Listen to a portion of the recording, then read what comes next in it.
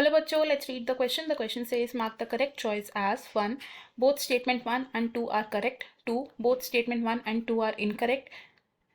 3.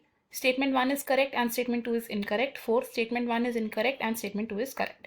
First statement, in transcription, only a segment of DNA and only one of the strands is copied to RNA. Statement 2, transcription is the first step in the gene expression in which information from a gene is used to construct a functional protein. First statement में हमें कहा गया कि transcription में DNA की एक strand का एक सेगमेंट यूज होता है जिससे कि आरएनए को कॉपी किया जाता है। एंड सेकंड स्टेटमेंट में कहा गया है कि जीन एक्सप्रेशन का फर्स्ट स्टेप ट्रांसक्रिप्शन है जिसमें एक जीन से इंफॉर्मेशन को डिराइव किया जाता है फंक्शनल प्रोटीन को बनाने के लिए। तो इस क्वेश्चन में हमारा जो मेन की कॉन्सेप्ट यूज हो रहा है दैट इज ट्रांसक्रिप्शन।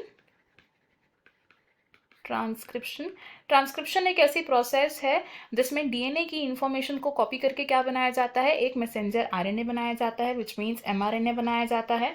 और ये प्रोसेस कहाँ पर होती है, इन द न्यूक्लियस इटसेल्फ। अब रेप्लिकेशन में क्या होता है, ड्यूरिंग रेप्लिकेशन ऑफ डीएनए जो डीएनए का पूरा कंटेंट होता है यानी कि जो टोटल डीएनए कंटेंट होता है इसकी डुप्लीकेशन हो जाती है।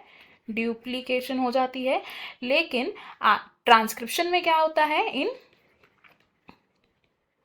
ट्रांसक्रिप्शन में क्या होता है, डीएनए की एक strand, one strand of DNA template की तरह एक्ट करती है एंड इस स्ट्रैंड में से भी सिर्फ एक ही सेगमेंट को यूज किया जाता है एमआरएनए की सिंथेसिस करने के लिए। तो यहाँ से क्या होता है, एमआरएनए की सिंथेसिस होती है यहाँ से। अब जो ट्रांसक्रिप्शन की प्रोसेस है, ट्रांसक्रिप्शन की प्रोसेस में क्या बन रहा है, एमआरएनए बन रहा है एंड फर्दर इस एमआरएनए के इंफॉर्मेशन को यूज किया जाता है in the process of translation जिससे कि पॉलीपेप्टाइड चेन बनती है।